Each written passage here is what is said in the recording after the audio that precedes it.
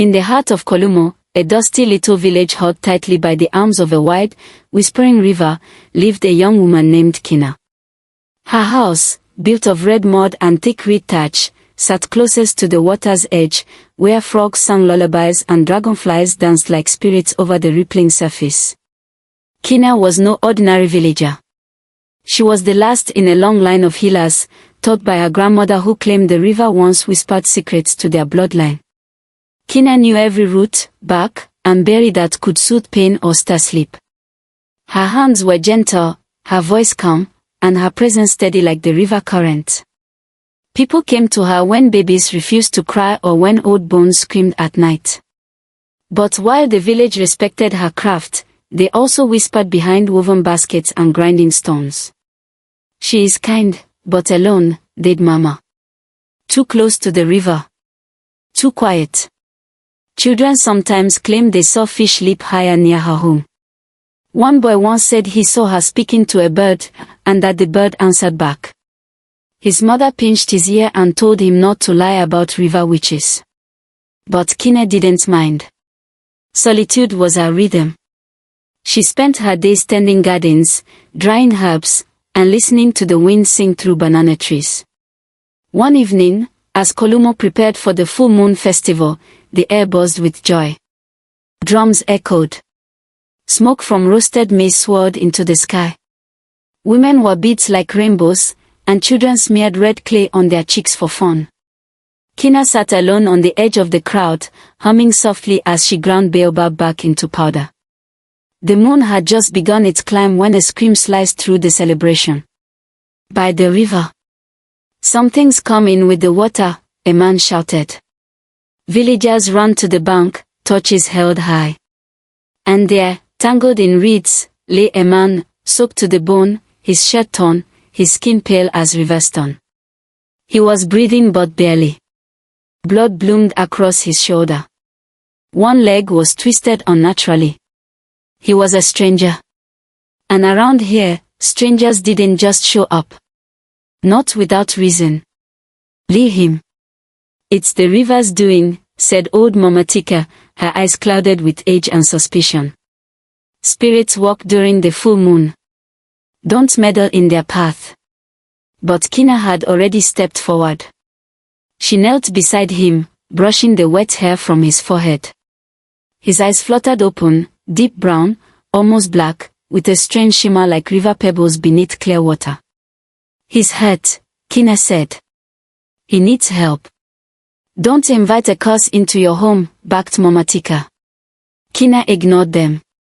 She lifted the man's arm across her shoulders and, with the help of two reluctant boys, carried him to her hut.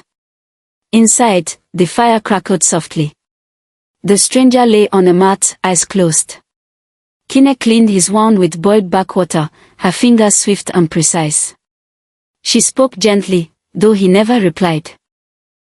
When he finally opened his eyes again, she asked, "What's your name?" He stared blankly. "Can you speak?" He blinked, then shook his head slowly. Mute. Or choosing silence.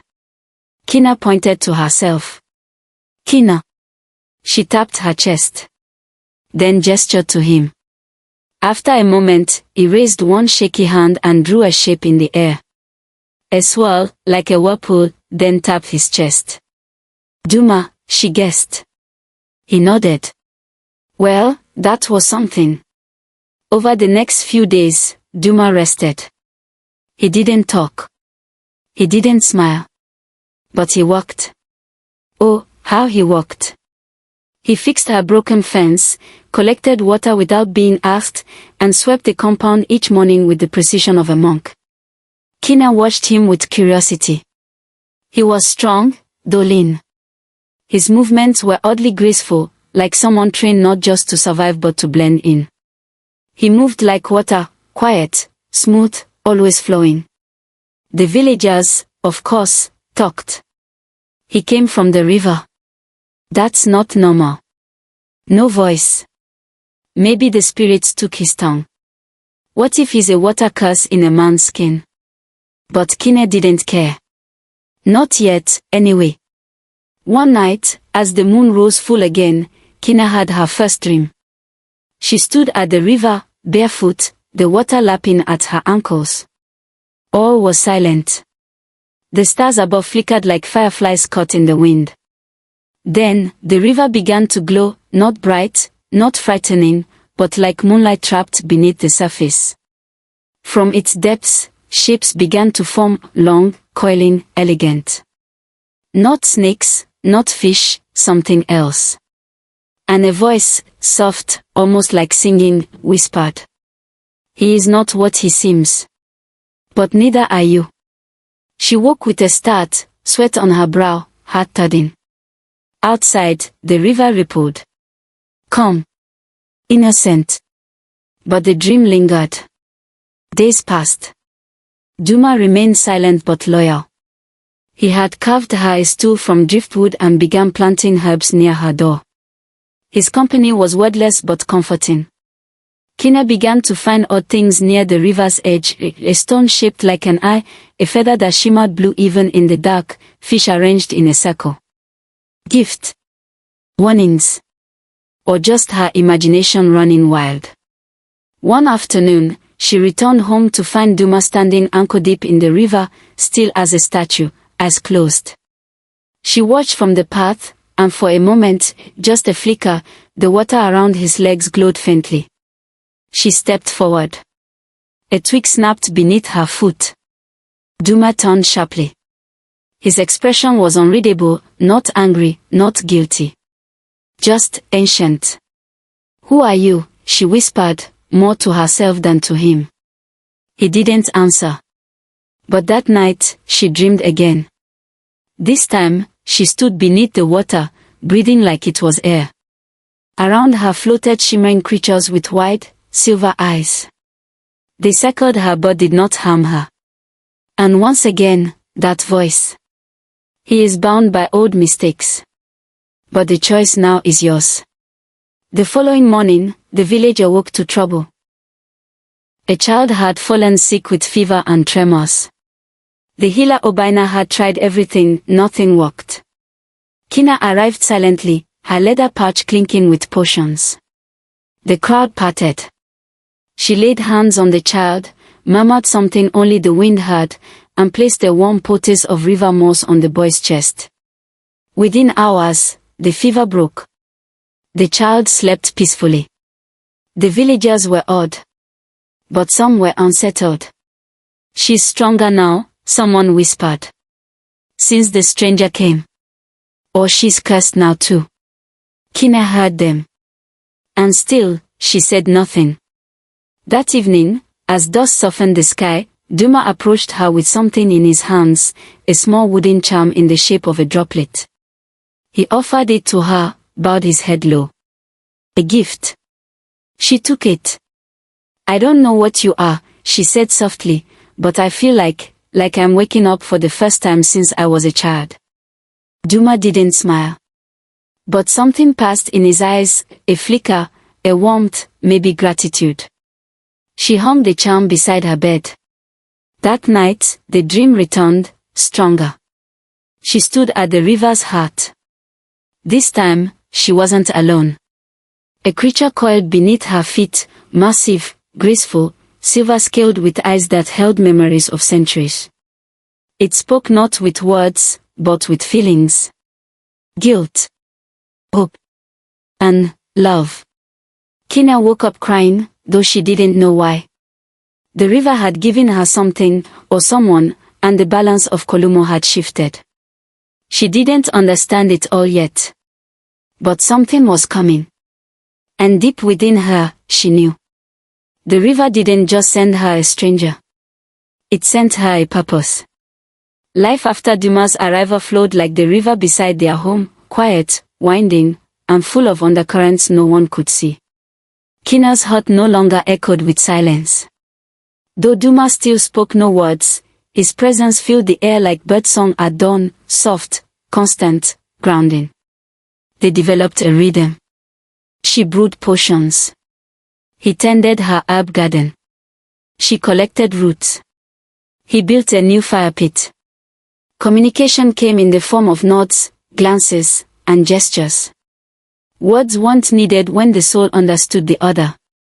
The villagers remained cautious.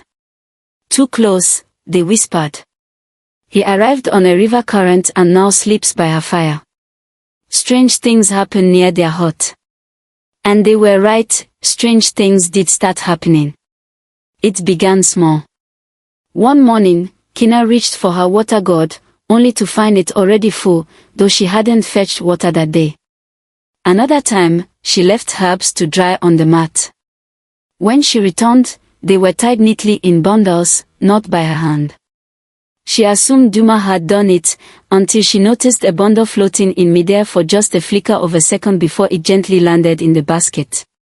She said nothing. Just blinked, hard.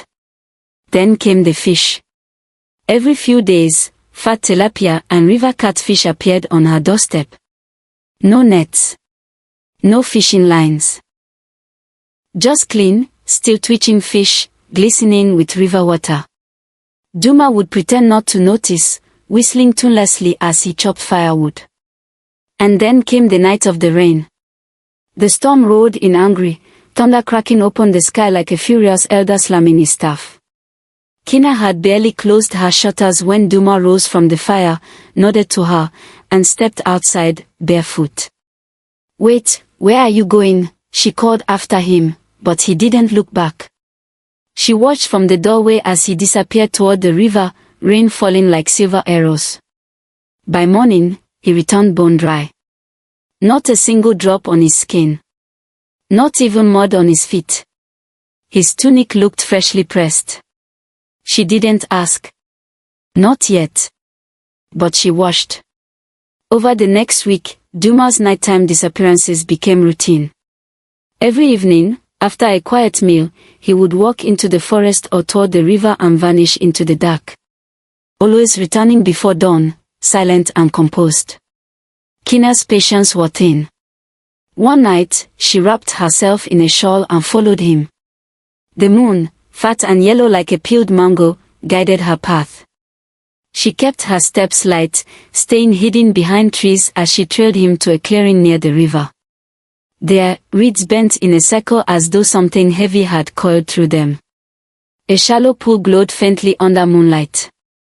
The air smelled of wet stones and something electric. Duma stepped into the water, waist deep. Then, he raised his arms to the sky, and that's when the world changed. His skin shimmered, not with sweat, but with light. Thin silver lines cracked across his back like lightning frozen in place. His body stretched, rippled, and shifted in ways no human should. Bones bent, limbs folded inward, and his head tilted back unnaturally. Then, his form unraveled, skin shedding like silk. In his place stood a majestic water serpent, long and graceful, covered in silver blue scales that shimmered like starlight on a lake.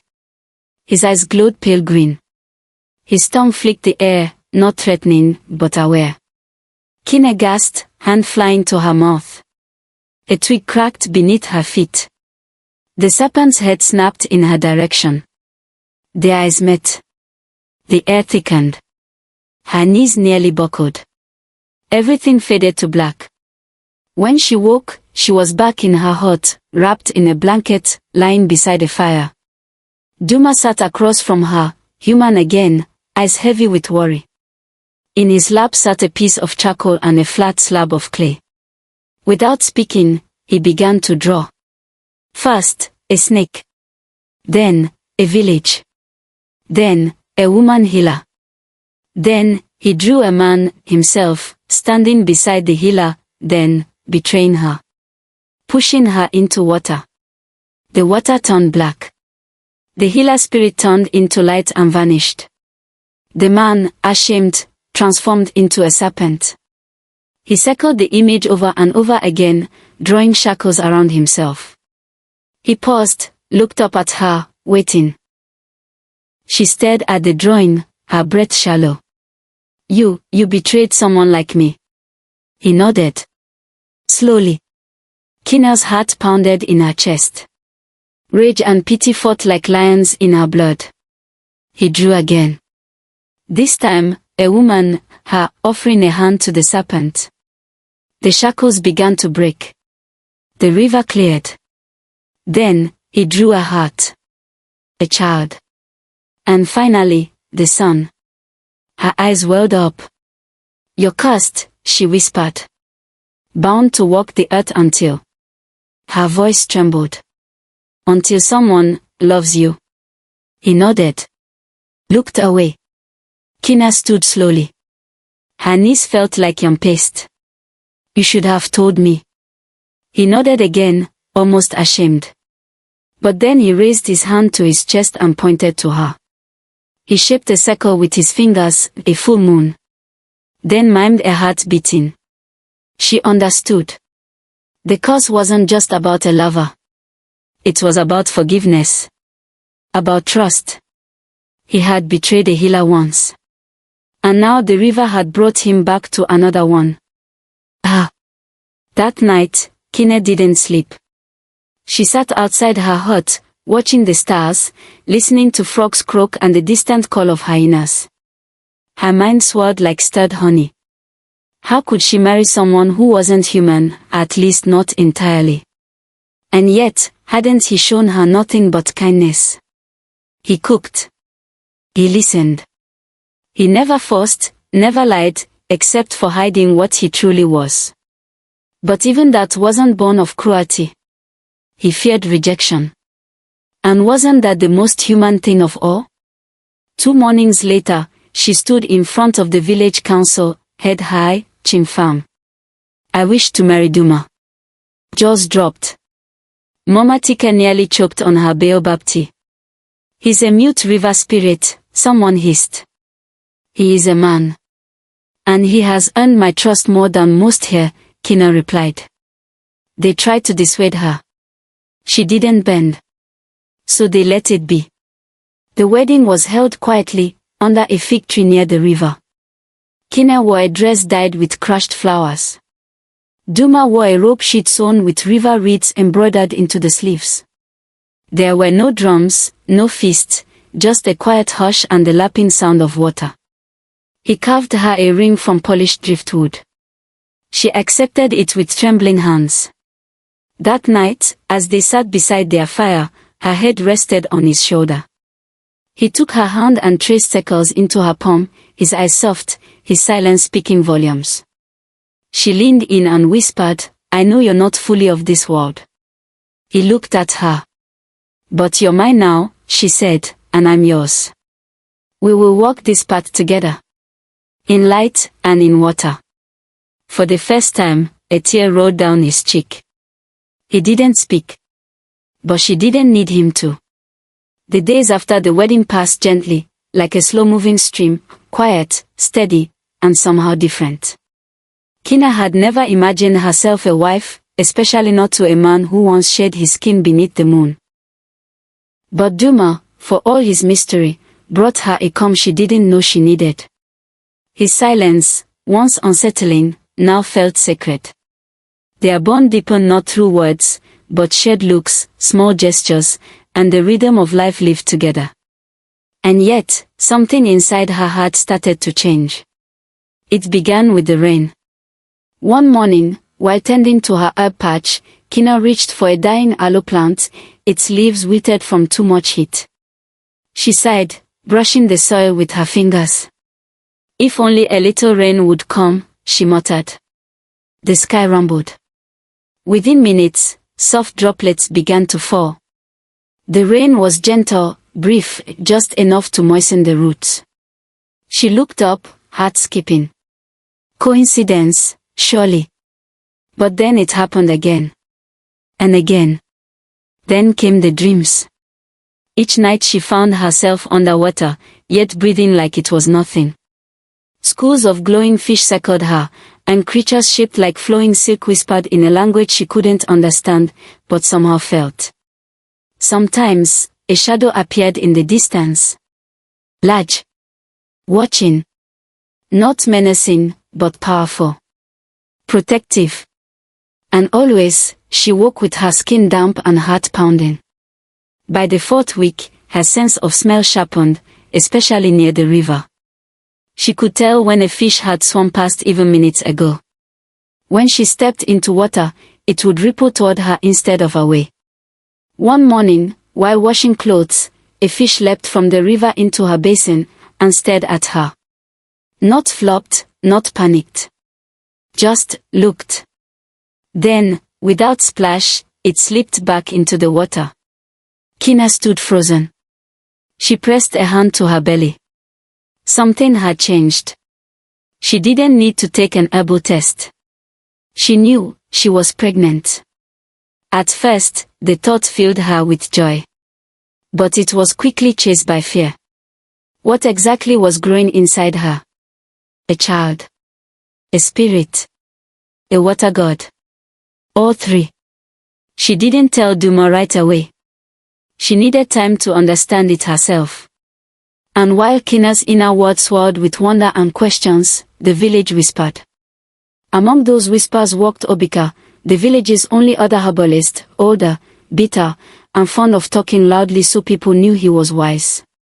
He had once offered to train Kina, years ago, but she declined kindly. He never forgave her. She walks with spirits, he often said. Talks to fish and calls storms. That's not healing. That's dark magic. And now she lives with that mute river man. They say he doesn't age. Obika didn't believe in coincidence. He believed in control. And lately, control was slipping from his fingers. People no longer sought his bitter back paste and crusty teas. They came to Kina, who now seemed to bloom with the very energy of the land. But what truly broke Obika was when his favorite patient, Chief Njoro, went to Kina instead. She touched my chest, and the pain left me by morning, the chief had said, beaming. Obika had clenched his fist so hard, his palm bled. That night, he packed herbs, a gourd of black river dye, and a stone blade, and set out to the hills. He was going looking for answers, or power. Beyond Kolumo, hidden behind thick vines and jagged rocks, lay the Well of Sula, a sacred place whispered about in stories but avoided by the wise. It was said to be the mouth of the old gods, a place where spirits slept and cursed men had voices.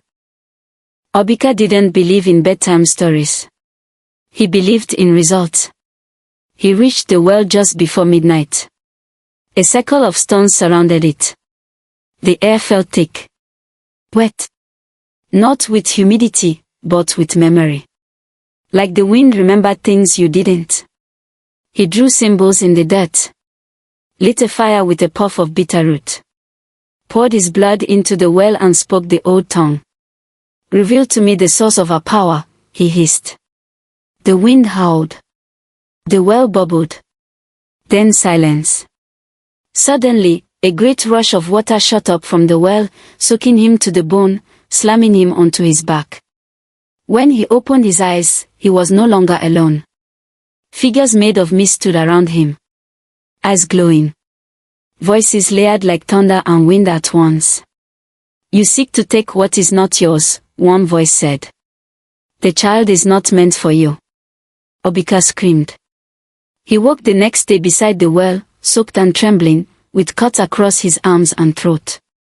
He stumbled back to Kolumo, muttering. But the nightmares had only just begun. Every time he closed his eyes, he drowned. Water filled his lungs. Serpents slithered across his chest. Voices taunted him in Kina's voice. In the river's voice. In the child's voice. He began to see things even while awake. Water dripping from dry ceilings. Frogs croaking his name. His own reflection, smiling at him when he wasn't. He was unraveling. But instead of backing away, he twisted deeper into madness. The child is not just a child, he told himself. It is a key. A weapon. If I can bind it to my spirit, I will rule the elements themselves. He built a shrine in secret, beneath his hut. Drew blood circles, carved river stones, burned fish bones.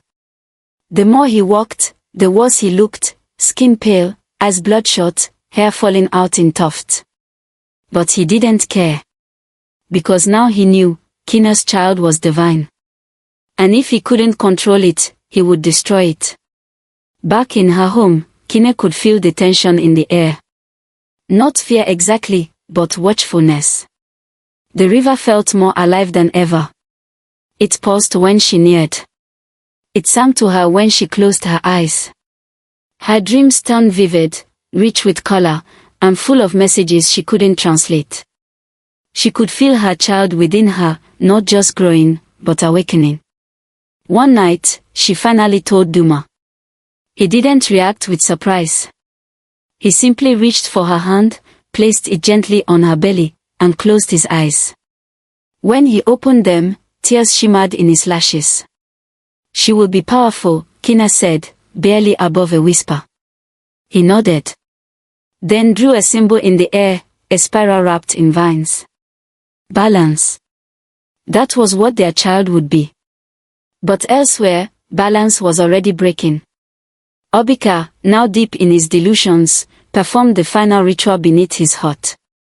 Chanting, burning, invoking the well of Sula. He called to the unborn child. I summon you. I claim your strength. The wind shrieked. The floor cracked. And suddenly, the entire hut exploded into mist and silence. When the villagers came the next morning, they found no trace of Obika. Just a pile of soaked earth, a few charred bones, and a serpent carved into stone, its eyes glowing faintly. They whispered of curses. They whispered of madness. But none dared speak Kina's name aloud. Because somehow, they knew her child had already protected itself. In the moonlight that night, as frogs sang and the river glittered, Kina stood barefoot in the water, her belly now rounded and full. Duma joined her, silent as always. They didn't speak. Didn't need to. The water around them curled inward, wrapping their ankles in a gentle dance. Beneath them, the spirit of the river stirred, no longer just watching. Waiting. The skies above Kolumo twisted into a bruised gray. The river, once calm and whispering, had begun to murmur in a deeper, more urgent voice. Trees bent beneath gusts of wind that smelled of lightning and something older, something ancient. Kina stood at the door of her hut, one hand on her swollen belly, the other clutching the doorframe as thunder rumbled across the sky. Rain hadn't even begun, but the air crackled with tension. Duma stood beside her, eyes scanning the horizon like a sentry awaiting an enemy long foretold. And then, it began. A sharp pain gripped Kina's body, sudden and slicing, like a wave crashing through her from the inside. She gasped and doubled over. Her breath came in short bursts. It's time, she whispered. The child is coming. Duma caught her before she fell. His eyes, though silent, burned with urgency. He lifted her easily and carried her inside. As Kina's labor began, the skies unleashed their fury. Rain poured like the heavens had been pierced open. Thunder cracked like a war drum. The river swelled and spilled its banks, flooding the outer edges of Kolumo. Villagers ran to higher ground, clutching children and goats, confused and terrified. What is this storm? The river has never risen like this. Is this punishment? The elders huddled beneath the council tree, muttering prayers and casting protective beads. But none had answers. In the distance, a faint glow pulsed from Kina's hut like a heartbeat. It was not fire. Not lightning. Something else. Something no one dared approach. Inside the hut, Duma walked quickly, boiling water, laying down clean cloths, lighting a rain of protective herbs. He moved with practiced hands, not frantic, but reverent, like someone preparing an altar rather than a delivery bed. Kina screamed, her voice swallowed by thunder. Hours passed. Pain came in waves, each sharper than the last. And through it all, Kina felt something stirring inside her, not just a child but a presence, awake and aware. She could hear the rain outside, yes, but also under it, a song. A chant. The water calling her name, singing lullabies in a language she suddenly understood. Her body shook. Her vision blurred. And then, with one final push, her scream broke through the night. And so did the light. Where a baby should have been, there was a glow. A soft, shimmering glow, like moonlight on still water. And then, slowly, it began to take shape. Small limbs. Silvery skin. Eyes the color of deep sky, glowing with a light that felt not blinding but pure. The child floated just above the mat, not crying, but humming, a soft vibration that filled the air like chimes in the wind. Around them, the rain softened. The wind paused. The world held its breath. Duma stepped forward, his body trembling, not with fear, but with release. He looked at the child, then at Kina. His eyes filled with tears. And then, his form began to change. It began at his feet. They shimmered, then faded into mist. His legs followed. The shimmer crawled upward like light spreading over water. Kina gasped. No, Duma. What's happening? He reached for her hand, clasped it gently. And for the first time ever, he spoke. The curse is broken. His voice was deep, warm, and sad. It echoed not just in her ears but in her chest. I was meant to live in silence, to walk alone until someone saw me, not as a monster, but as a man. You loved me without knowing the full truth. That love freed me. Kina clutched his hand. Don't leave me. His touch was already cold. His smile was soft. I don't leave you. I live in her now. In the river. In you. And then, like mist touched by dawn, Duma vanished, light dissolving into the air, leaving only warmth, and the scent of rain-kissed earth. Kina sat trembling, cradling the glowing child. Her tears mixed with the rain still dripping from the thatched roof. But she was not alone. Meanwhile, deep in the flooded hills, something darker stirred. Obika. Though villagers believed he had vanished weeks ago, he had not died. Not completely. Twisted by the failed ritual and poisoned by obsession, Obika had spent days in the forest, listening to voices that weren't there. He had survived on rage and whispers. And now, soaked and snarling, he returned, drawn to the light like a moth to flame. He arrived at Kina's hut as the storm reached its second peak. The wind screeched. The river roared. And Obika, wild-eyed, skeletal, skin flaking like dried bark, stood at the threshold, clutching a jagged staff made of bone and vine. I knew it, he hissed. The child is a godling. Born of spirit and woman. Born to rule. He stepped forward. Kina didn't flinch. You cannot have her, she said calmly.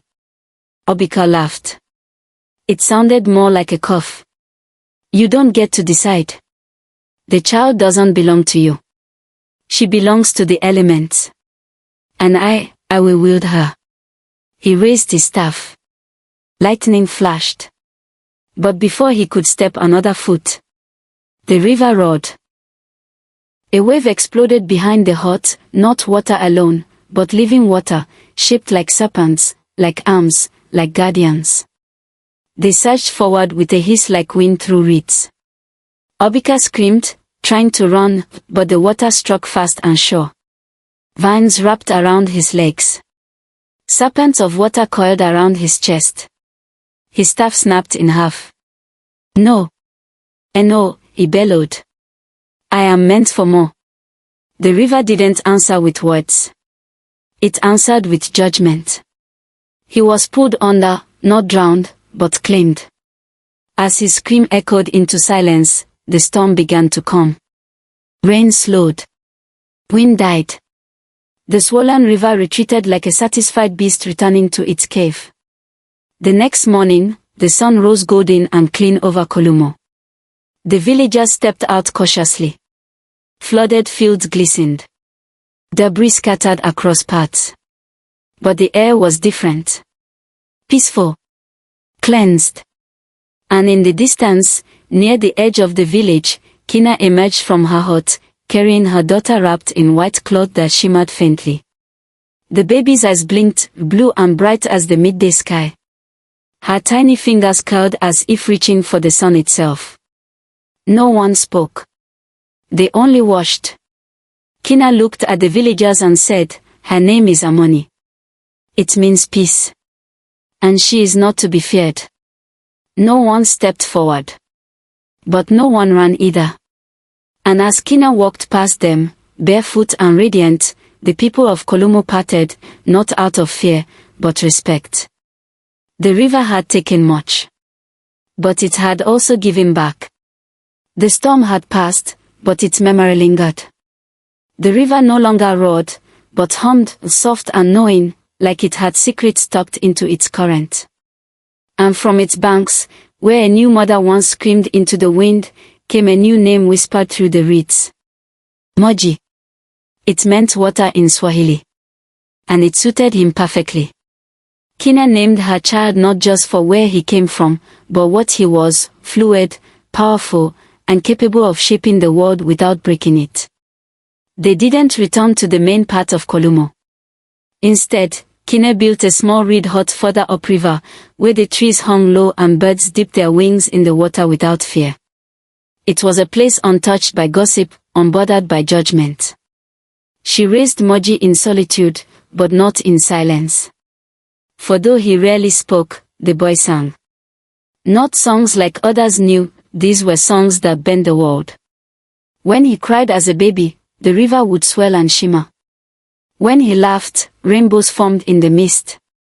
When he slept, frogs croaked lullabies outside the hut, and owls stood guard in the branches above.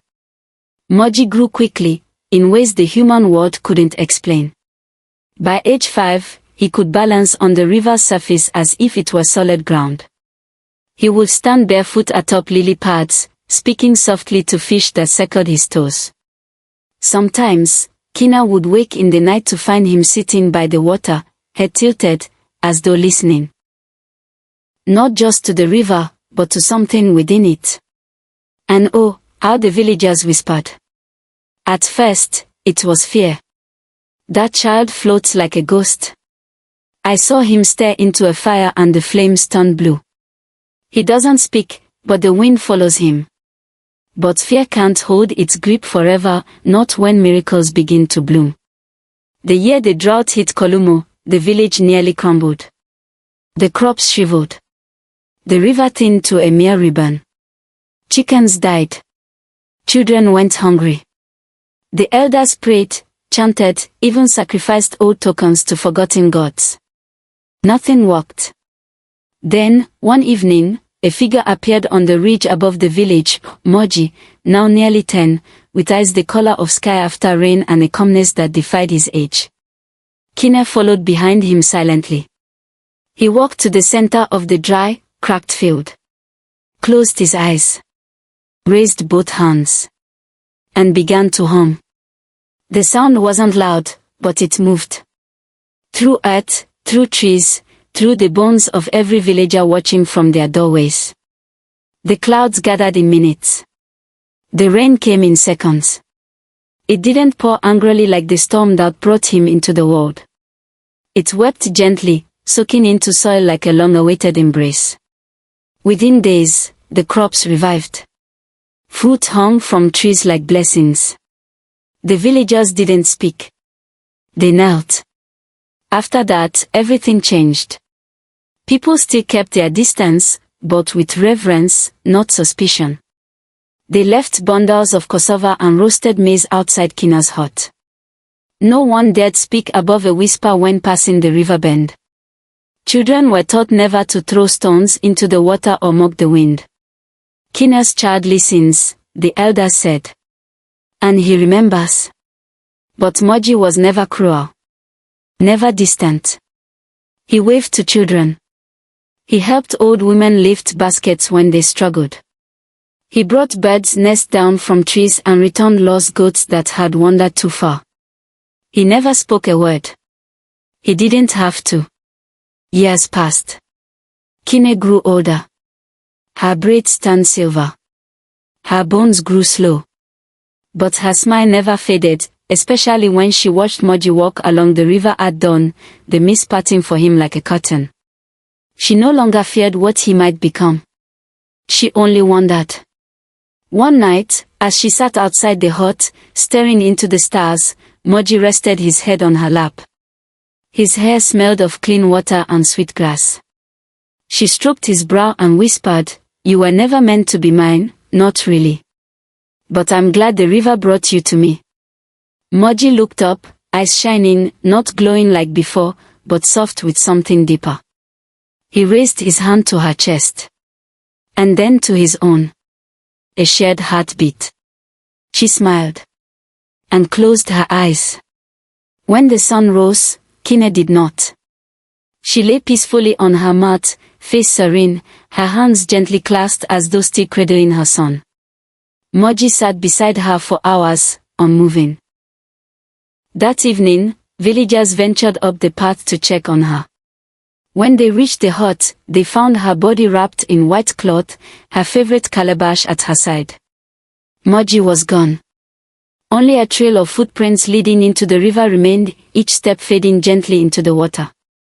The village elders gathered beneath the baobab tree. She was more than a healer, one said. She was a guardian, said another. She raised a god, whispered the third. And so, they built a shrine by the river.